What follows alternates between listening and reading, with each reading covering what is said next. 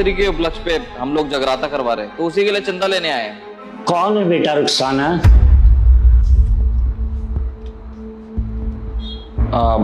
माफ कीजिएगा अंकल जी, वो क्या है ना, सभी के घरों से चंदा ले रहे थे, गलती से आप लोगों के घर आ गए। चलते हैं हम, चलो चलो भाई। नहीं नहीं, जाने की कोई जरूरत नहीं। आइए आइए, तशरीफ रखिए।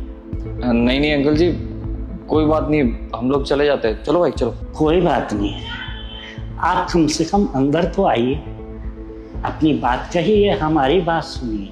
आइए तो सही। देखिए बेटा, आप हमारी दहलीज पर आए, आप हमारे मेहमान हैं। आइए अंदर।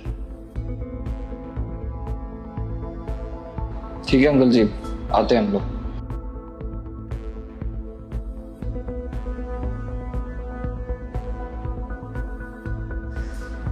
बताइए बरखुरदार, हम आपकी क्या खिदमत कर सकते हैं? वो अंकल जी, क्या है ना, नवरात्रि के उपलक्ष्य पे बस सभी घरों से चंदा ले रहे थे, जगराता करवाते हैं हर साल, तो गलती से आपके घर पे भी आ गए।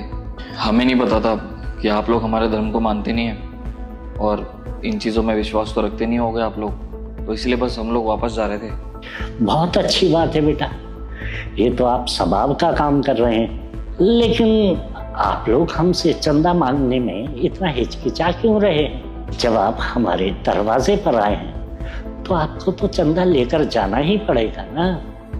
क्या हुआ?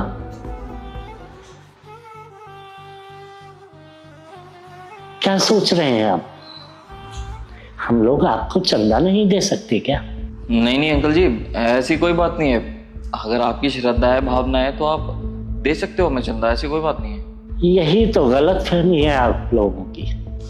जब ये मुल्क हमारा है, सारे त्योहार हमारे हैं, तो हम सब मिलकर त्योहार नहीं मना सकते?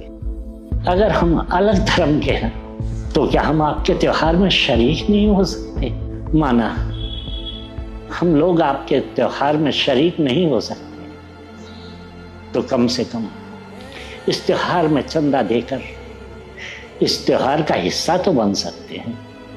नहीं अंकल जी, वो बात तो आप जानते ही हैं कि सब लोग आपकी जैसी सोच तो रखते नहीं है, इसलिए हम लोग घबरा गए थे, बस इसलिए जा रहे थे। हमें लगा कहीं आप लोग बुरा ना मान जाएं। बेटा मान लिया, हम लोगों के धर्म अलग अलग है, त्योहार अलग अलग है, लेकिन इंसानियत के नाते तो हम एक हैं। तो फिर आपको ये गलतफहमी क्यों है कि हम आपके त्योहार का हिस्सा नहीं बन सकते और आपके त्योहार में आपका साथ नहीं दे सकते? हमारे बहुत से जानने वाले हैं जिन्हें हम दिवाली पर बधाइयां देते हैं, होली पर खूब गले मिलकर एक दूसरे को बधाइयां देते हैं, उसी तरह से वो हमें ईद पर ईद मुबारक भी बोलते हैं और हमारे साथ बैठकर सेवइयां भी खाते हैं। जिस तरह से वो लोग हमारे त्योहार का हिस्सा बनते हैं, उसी तरह से हम लोग भी उनके त्योहार का हिस्सा बनते हैं। जब हम में और उन लोगों में कोई फर्क नहीं है, तो हम क्यों इस बात को बढ़ा चढ़ा कर देखते हैं? जब हमारे हिंदू भाई हमारे त्योहारों में शरीक हो सकते हैं, तो फिर हम उनके त्योहारों का हिस्सा क्यों नहीं बन सकते? जब वो लोग हमें बधाइयां देते हैं तो हम लोग पीछे क्यों रहें? तो हम भी बढ़ चढ़कर हिस्सा लेंगे, तभी तो हमारा भाईचारा बना रहेगा ना, और इसी भाईचारे से हमारे रिश्ते आगे बढ़ेंगे। अच्छा बेटा, इन लोगों के लिए जाकर चंदा लेकर आओ। जी अब्बू। अच्छा बेटा, पानी तो पियो। जी अंकल।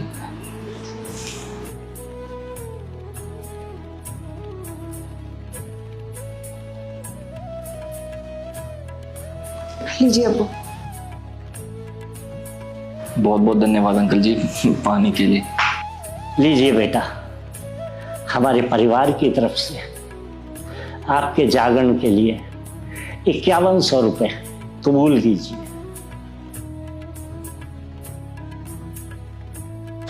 5100?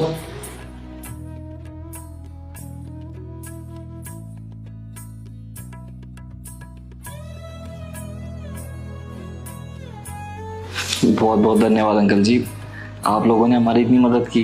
एक बात कहूँ अंकल जी, आपकी सोच वाकई बहुत अच्छी है, और औरों से अलग भी।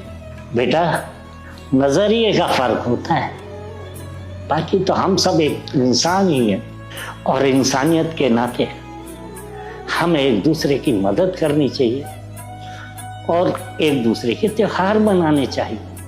और मेरा मानना है कि मजहब से बड़ी होती है इंसानियत, और इंसानियत के नाते हम सब एक ही हैं। क्यों बेटा, सही कहा ना मैंने? जी अंकल जी, सही कहा बिल्कुल आपने। इंसानियत ही सबसे बड़ी चीज़ है।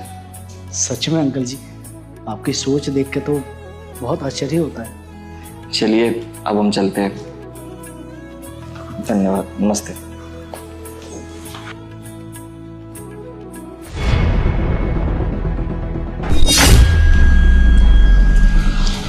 लग रहा है और कोई कबाड़ा नहीं है यहाँ। अरे बाप रे, थक गए।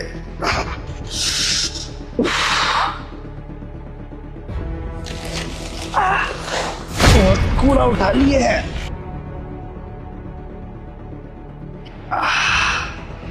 अरे बाप रे बाप, बहुत ज्यादा थक गए हैं। एक काम करते हैं, ये सारा कबाड़ा छुपा देते हैं, सूत के उठेंगे ना तब बेच देंगे, वरना 200-300 रुपया का नुकसान हो जाएगा।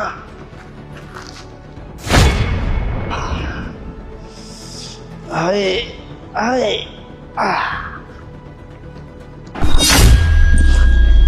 कहाँ चला गया?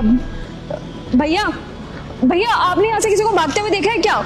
उसने व्हाइट कलर की शर्ट पहन रखी थी और मरून कलर की पैंट। आपने देखा है कि किसी को यहाँ से भागते हुए? अरे हमें कोई काम धंधा नहीं है क्या? इसको भागते हुए देखा है तो उसको भागते हुए देखा है। अरे हम यहाँ पर आराम कर रहे हैं, आप हमसे ही पूछ रहे। जाइए कोई और ढूंढिए, हमसे मत पूछिए। भैया, मैं आपके सामने हाथ जोड़ती हूँ, अगर आपने उसको यहाँ से देखा है भागते हुए तो प्लीज मेरे को बता दीजिए। जिंदगी और मौत का सवाल है भैया, प्लीज। हे भगवान, क्या मुसीबत पाल लिए हैं। अच्छा ठीक है, देखो ये वाला रास्ता जाता है, हम देखे तो नहीं है लेकिन कदमों का आठ सुने थे, कोई इधर से भागा है। जाओ ढूंढ लो, जाओ, तंग मत करना दोबारा। ठीक है भैया, ठीक है, थैंक यू। खराब कर दिया हमारा। ओए खाओ, जल्दी खाओ। अरे क्या हो गया, भूकंप आ गया क्या? अबे तू ये बता, जिसमें तू कबाड़ा बीन रहा था वो थैला कहाँ है? कौन सा थैला? मैं वही थैला जिसमें तू कबाड़ा डाल रहा था, कहाँ है वो थैला? वो थैले से क्या काम है? अबे मेरा उसमें बहुत इंपॉर्टेंट सामान है, कहाँ है वो? इम्पोर्टेंट सामान? अब वो तो हम बेच दिए कबाड़ी वाले को 200-300 में। क्या बेच दिया? अबे तेरा दिमाग खराब है क्या? 200-300 रुपए के लिए पूरा कबाड़ा बेच दिया तूने? तेरे को पता भी है क्या था उसमें? कहाँ है वो कबाड़ी वाला? अरे क्या हो गया, यहीं पास में था, बेच दिए। कूड़ा बीनते हैं, कबाड़ा उठाते तो कबाड़ा नहीं बेचेंगे क्या? यहाँ से पागल है क्या बिल्कुल ये? लेकिन ये तो कह रहा था कि थैले में कुछ इसका जरूरी सामान है। मुझे लगता है जरूरी सामान से ज्यादा कीमती सामान है, जब तो पागलों की तरह ढूंढ रहा था। और हाँ, एक मैडम भी तो आई थी जब हम सो रहे थे, चेक करना पड़ेगा।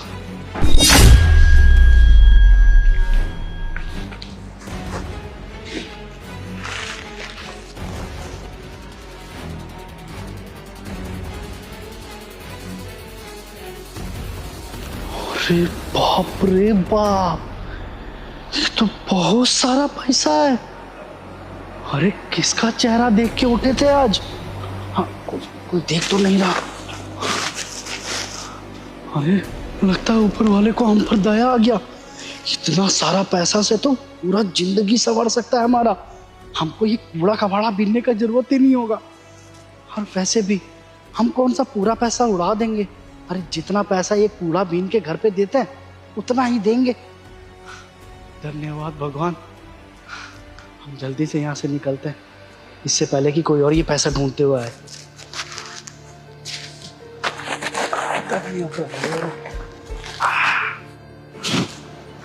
भाई अब बताना मैं क्या करूं, मेरे से बहुत बड़ी गलती होगी। एक तो तूने इतनी मेहनत से कमा करके वो पैसे मेरे पास ट्रांसफर करवाए, और मैंने वो पैसे ही खो दिए। मैं एटीएम से वो पैसे निकाल करके ही बाहर जा रही थी। उसने कहीं से सुन लिया था कि मेरे पास बहुत सारे पैसे हैं और भाई वो मेरे हाथ से पैसे छीन करके भाग गया। अब हर जगह उसको ढूंढती फिर रही हूँ, कहीं मिल ही नहीं रहा। अब हम अपनी माँ का इलाज कैसे करवाएंगे? डॉक्टर ने कहा था अगर आज 12 बजे तक उन्होंने पैसे नहीं दिए तो वो माँ का इलाज रोक देंगे। सुनिए मैडम, भाई मैं तेरे को कॉल करती हूँ। हाँ भैया बोलो। वो आप उस आदमी को ढूंढ रहे थे ना? हाँ भैया, आपको कैसे पता कि मैं उस आदमी को ढूंढ रही थी? अगर भैया आपको उसके बारे में कुछ भी पता है ना तो प्लीज आप मेरे को बता दीजिए। वो मेरे बहुत सारे पैसे लेकर के भागा है। अगर उसके बारे में कुछ भी पता चलेगा ना तो मैं अभी के अभी पुलिस स्टेशन जाकर के उसकी रिपोर्ट लिखवाऊंगी। यही पैसे लेके भागा था ना वो? ये पैसे तो मेरे हैं भैया, और ये पैसे तो वो लेकर के भागा था। ये पैसे आपके पास कहाँ से आए? सब बता दो मैडम। दरअसल उसने आपसे पैसे चुराए होंगे और इसको छुपाने के लिए वो इधर उधर भाग रहा होगा, तभी उसे मैं दिखा और ये थैला भी रखा हुआ था। तो मुझे तो पता नहीं कि उसने पैसे कब डाल दिए इसमें, और मुझे इस बारे में पता ही नहीं कि इस थैले में इतने सारे पैसे हैं। मैं तो आराम से सो गया था, तभी आप आई ढूंढते हो उसे। आपने जब मुझसे पूछा तो मैंने आपको वहाँ से भगा दिया। मुझे लगा कोई मेरी नींद खराब कर रहा है, लेकिन फिर वो आया और उसने मेरे को कहा कि उस थैले में कुछ इंपॉर्टेंट चीज़ रखी हुई है। मुझे पहले तो शक हुआ कि ज़रूर कुछ ना कुछ है उस थैले में, तो मैंने उससे झूठ बोल दिया। मैंने कहा कि ये मैंने कबाड़ी वाले को बेच दिया। तो कबाड़ी वाले को ढूंढने गया, तब मैंने ये थैला खोल के देखा तो इसमें इतने सारे पैसे थे। सच बताऊं तो मुझे ऐसा लगा कि ऊपर वाले ने मेरी मदद की है। इन पैसों से मैं अपना पूरा जीवन व्यतीत कर सकता हूँ, और मेरा भी ईमान डगमगा गया। मैं तो ये पैसे लेके जा ही रहा था, इतने में मैंने आपकी बात सुनी कि आपकी माँ का इलाज होना है, वो बहुत ज़्यादा बीमार है। अब ये पैसे रख के मैं पाप का भागीदार तो नहीं बन सकता ना, और वैसे भी पैसों से बढ़ के होती है इंसानियत। तो बस इसलिए पैसे मैं आपको लौटाने आ गया। लीजिए। थैंक यू भैया। मैं किस तरीके से आपका शुक्रिया अदा करूं? आपको पता है अगर ये पैसे आज मुझे नहीं मिलते ना तो मेरी माँ का इलाज नहीं हो पाता, और ये पैसे मेरे लिए बहुत ज़्यादा इम्पोर्टेंट थे भैया। सच में भैया, आज आपने ये साबित कर दिया कि आज भी इंसानियत जिंदा है। कोई बात नहीं मैडम, अब बातें मत कीजिए। आपको अस्पताल जाना होगा, ये पैसे देने होंगे, वरना आपके माँ के इलाज में देरी हो सकती है। जाइए। ठीक है भैया, थैंक यू, आपका बहुत बहुत शुक्रिया।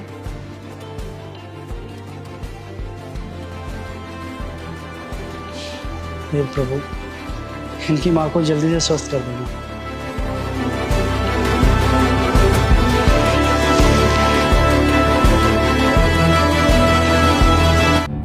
ये ले, खाना खा लियो। सुनो, ये हिमांशी यहीं रहती है क्या? जी हाँ, यहीं रहती है। मैं ही हूँ। अच्छा, तुम हो? पक्का तुम वही हिमांशी हो ना जो वो कबाड़ा चुकती है? हाँ मैडम, कबाड़े का काम तो मेरा ही है। क्या हुआ? अच्छा, वो तुमको ना डीएम साहब ने बुलाया ऑफिस में, तो चलो मेरे साथ। डीएम साहब ने?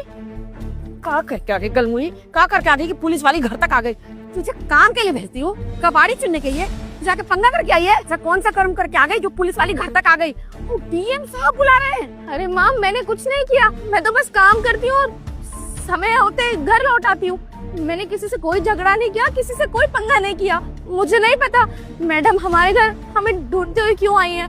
मैडम कोई बात है तो बता दीजिए ना, इस तरह हमारी जान सूखी जा रही है। देखिए, मुझे नहीं पता कि डीएम साहब आपको क्यों बुला रहे हैं। मेरे को जो ऑर्डर्स मिल रहे हैं मैं वही फॉलो कर रही हूँ।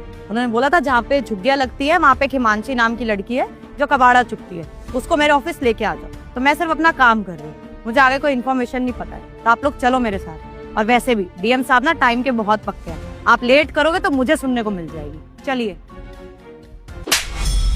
क्या कर दिया? किसको मार दिया? किसका मर्डर कर दिया? पुलिस वाली घर तक बुलाने आ गई। कुछ तो कांड किया होगा ना, घर पूरा बर्बाद कर देगी। अरे पहले इसकी माँ मर गई और इसको छोड़ दिया मेरी छाती में मूंग धरने के लिए। क्या कर गया ये तू? माँ, मैं सच बोल रही हूँ, मैं कसम खाती हूँ, मैंने कुछ नहीं किया। मेरी कोई गलती नहीं है। मैंने किसी से कोई झगड़ा नहीं किया। मेरी बात का यकीन करो। मैं नहीं जानती कि डीएम साहब मुझे क्यों बुला रहे हैं। मैं तो कबाड़े का काम करने वाली सीधी सादी सी लड़की हूँ। ये काम करके अपना पेट पालती हूँ। आप क्यों लेने आई हैं मुझे? देखिए मैडम जी, आप जो भी हैं हमको तो नहीं पता, पर ये क्या करके आई है वो भी हमको नहीं पता। इस सब में ना हमको मत लपेटिएगा, हम कुछ नहीं किए। यही की होगी कल मुही कुछ जाके वहाँ पे ले जाइए इसी को अकेले पकड़ के जेल में सड़ेगी ना तब इसको पता चलेगा। ये इसका बाप को कर्म करता था, बेटी आ गई छाती पे मूंग डालने के लिए। चल जा यहाँ से। देखिए आप इसकी माँ लगती है तो आपको तो मेरे साथ चलना ही पड़ेगा। अकेली लड़की को मैं पुलिस थाने नहीं लेके जा सकती हूँ, आप प्लीज साथ में चलिए। अरे आपका जो फैमिली ड्रामा है ना ये वापस आगे कर रहे हैं ना, डीएम साहब इंतजार कर रहे हैं। तुम्हारे चक्कर में मुझे सुननी पड़ जाएगी। चलो जल्दी। माँ मैं आती हूँ। चल देख ले, तेरी वजह से क्या क्या सुनना पड़ रहा है, क्या क्या देखना पड़ रहा है। चैन से जीने नहीं देती है। कितना बड़ा ऑफिस है, कितने बड़े लोग हैं। अरे ऐसा क्या कर दिया है जो हमें यहाँ आना पड़ा। तेरी वजह से ना समाज में नाक कट जाएगी हमारी। अरे हम लोग इतने अच्छे से कमाते खाते हैं, अपना घर चलाते हैं, पता नहीं कौन सा कांड करके आ गई है, किसको मार दिया है, पता नहीं किसका क्या चुरा लिया है। अरे मेरे सिर पे ना तू सिरदर्दी बन के बैठी हुई है। तेरी शादी करवानी है, कौन करेगा तुझसे शादी? ये कांड करके बैठे होगी तो कौन करेगा तुमसे शादी? कोई नहीं करेगा। अरे साहब को पता चल गया ना, पता नहीं क्या ही करेंगे। अगर जेल जाना होगा ना तो तू अकेले जाएगी, हम नहीं जाएंगे। माँ मुझ पे थोड़ा तो यकीन रखो। मैंने बोला तो कि मैंने किसी से कोई झगड़ा नहीं किया है। मुझे कोई अंदाजा नहीं है कि डीएम साहब ने मुझे अपने इतने बड़े दफ्तर में क्यों बुलाया है। मैं तो जानती भी नहीं हूँ, पर आप है कि मुझे लगातार कोसे जा रही है। थोड़ा तो यकीन कीजिए अपनी बेटी का। मैं तो सीधी सादी सी लड़की हूँ माँ, आपके कहने पे ही मैं कबाड़े का काम भी करती हूँ। आपने मेरी पढ़ाई छुड़वा दी, मैंने चू तक नहीं किया, लेकिन आप है कि मुझ पे भरोसा भी करके राजी नहीं है। माँ थोड़ा तो भरोसा रखो ना। मैं कोई गलत काम नहीं करूँगी, मैं कोई भी ऐसा काम नहीं करूँगी जिससे आपका और पापा का सर शर्म से नीचा हो जाए। तो साहब भी बता सकते हैं कि हुआ क्या है। सीधी सादी लड़की इतना कांड करती है। अगर सीधी सादी रहती ना तो हम यहाँ नहीं बैठे होते, अपने घर में रहते, काम करते। आज के बाद से कुछ ऊंच नीच किया ना तुझे जान से मार दूंगी मैं। ऐसा भी क्या कर दिया इसने जो आप जान से मारने की धमकी दे रही हैं इसको? आप यहाँ? एक मिनट, तू ये लड़का को जानती है? हाँ मैं जानती हूँ, वो ये मेरा समझ गए, बहुत अच्छे से समझ गए। वो जो 10वीं कक्षा में स्कॉलरशिप का पैसा मिला था वो सब इसी लौंडेबाजी के चक्कर में उड़ाया ना तूने। मैंने यही सोचा था कि पैसा मिला है, हम अपने लिए जेवर बनाएंगे, घर में लगाएंगे पैसा। पर मैडम को फुर्सत कहाँ है लौंडेबाजी करने से, किसी के पीछे उड़ा दिया होगा पैसा। अच्छा हुआ टाइम रहते ना तेरी पढ़ाई छुड़वा दी, वरना तुम तो जाके स्कूल में और गुल खिला देती। तू क्या करेगी? तू कुछ नहीं करेगी, तू नाक कटवाएगी सिर्फ। वो हमारा सगा बेटा है ना, वही कुछ नाम कराएगा हमारा, पैसा भी देगा, नाम भी रोशन करेगा। लौंडेबाजी कर रही हैं, इनको भी पहचानती हैं। तभी तभी डीएम बुलाया है यहाँ पे हमको। पकड़ी गई होगी रंगे हाथों। बस कीजिए, भूलिए मत सरकारी दफ्तर में खड़ी हैं अभी आप। चाहो तो धक्के मार के बाहर निकलवा सकता हूँ, पर क्या जानती हैं आप मेरे बारे में? इसके मामा का लड़का हूँ, भाई हूँ इसका। तो चुपचाप खड़ी रही है यहाँ पर, मुझे मेरी बहन से बात करने दीजिए। बहन देख, तेरे मन में बहुत सारे सवाल होंगे, पूछ ले। मुझे तो बहुत खुशी हुई तुझे यहाँ देखकर। तू यहाँ डीएम साहब के दफ्तर में काम करता है? तू जानता है डीएम साहब को? और अगर तू जानता है तो तू ये भी जानता होगा कि डीएम साहब ने मुझे यहाँ क्यों बुलाया है। मुझसे कोई गलती नहीं हुई है, मैं तो कबाड़ी का काम करती हूँ। घर पे पुलिस मैडम आई थी, वो मुझे लेकर आई है यहाँ। क्या बात है? चिंता मत कर, तूने कोई गलती नहीं की है, और तू भी डीएम को बहुत अच्छे से जानती है। मैं डीएम साहब को बहुत अच्छे से कैसे जानती हूँ? मैंने तो नाम भी नहीं सुना। कैसी बातें कर रही? बचपन में जिसके साथ खेली कूदी बड़ी हुई, आज उसका ही नाम नहीं पता तुझे? तेरा भाई है यहाँ का डीएम। अब तो नाम याद आ गया होगा ना?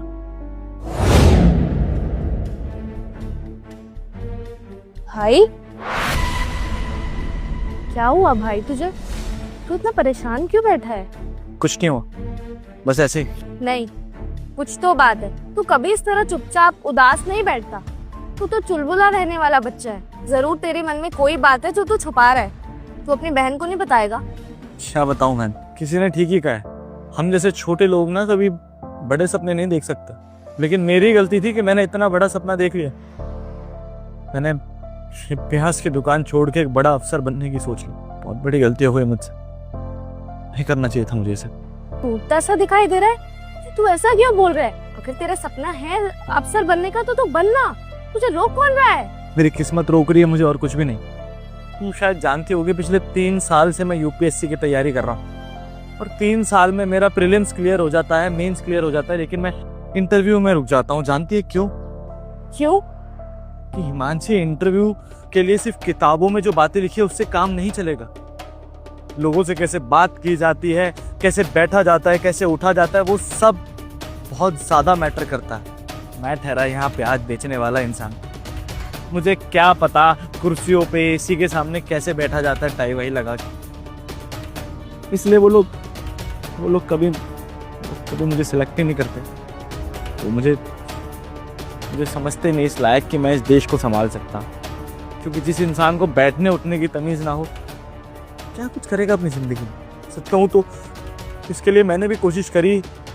गया मैं एक जगह कोचिंग की बात करने, 25,000 रुपये मांग रहे हैं, और वो भी शहर में। अब 25,000 वहाँ दूंगा, कम से कम 1 से 2 महीना वहाँ रुकना पड़ेगा कोचिंग के लिए, खर्चा बहुत हो जाएगा। और उसके बाद ये दुकान, अब अपनी कोचिंग का खर्चा उठाऊं, शहर जाके रहूं, या फिर अपना पेट पालूं? हिमांशी, आज इस पेट के आगे ना ये सपने झुक गए हैं। अब सोच लिया, आज के बाद अपनी दुकान संभालूंगा, अच्छे से काम करूंगा। कोई फायदा नहीं है ऐसे सड़क पे बैठ के पढ़ाई करके, मेहनत करके, कुछ नहीं मिल रहा मुझे। इससे अच्छा है कि अपनी दुकान पे ध्यान दूंगा। 1 मिनट रुक, मैं भी आती हूँ।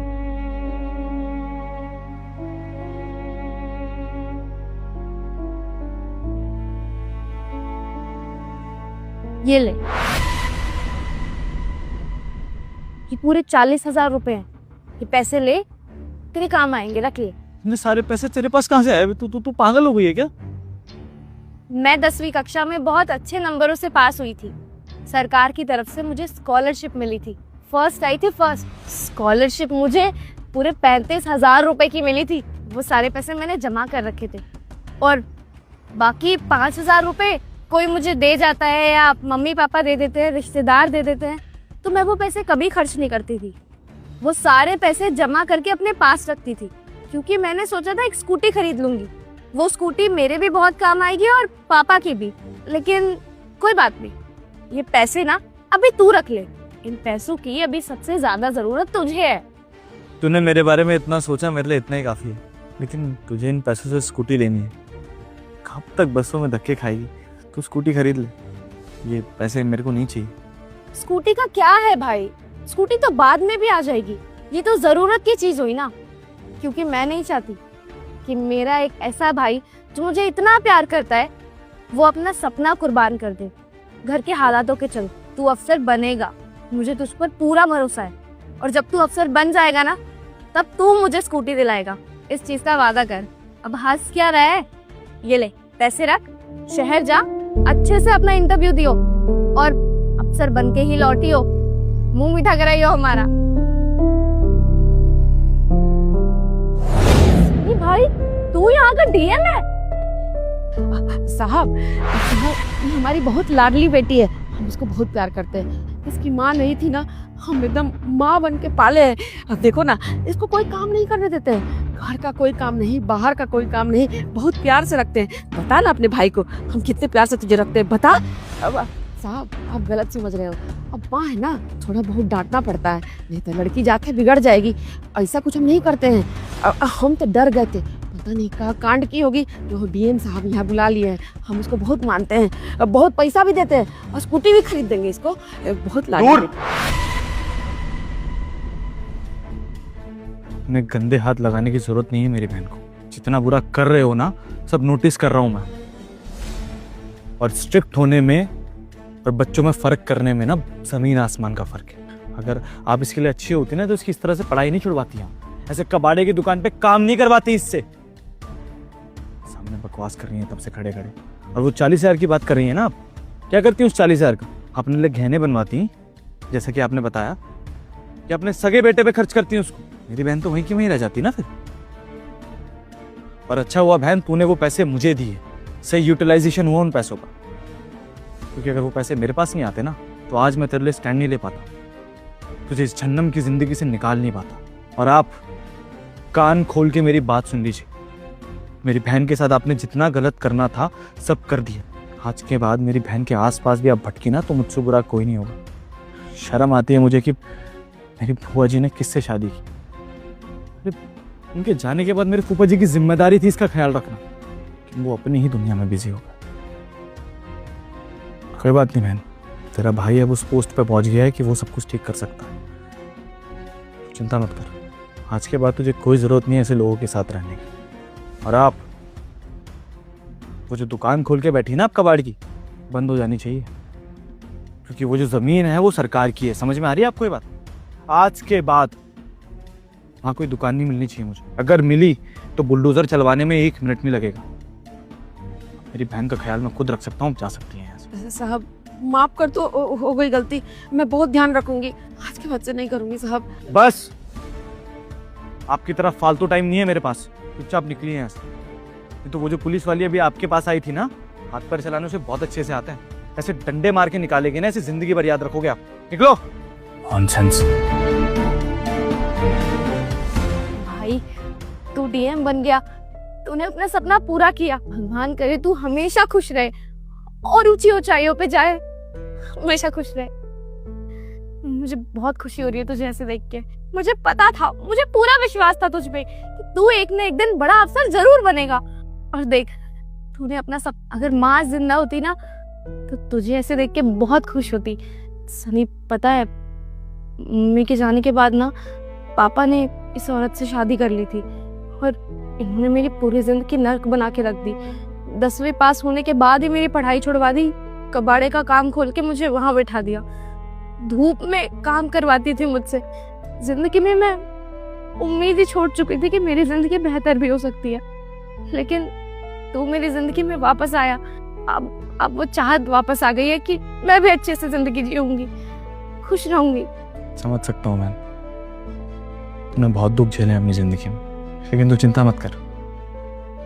जिंदगी में जो होता है ना अच्छे के लिए ही होता है। अब तेरा भाई डीएम बन चुका है, तू जो जिंदगी में चाहे वो कर सकती है। आगे पढ़ना चाहे, अपने सपने पूरा करना चाहे या कुछ भी, मैं तेरे साथ हूँ। और आज के बाद इन लोगों का चेहरा देखने की तुझे कोई जरूरत नहीं है। आज के बाद तू मेरे साथ रहेगी, आज से तू मेरी और मैं तेरा। आखिर कब तक ये कलाइयाँ सुनी रहेंगी? मुझे भी तो चाहिए ना कोई रक्षाबंधन में मेरे हाथों पे राखी बांधे, एक बहन की तरह मेरा ख्याल रखे। आज के बाद सारी भाई की जिम्मेदारी मैं निभाऊंगा। तो ये सब छोड़, आजा, तुझे तेरे भाई का ऑफिस दिखाता हूँ, आजा।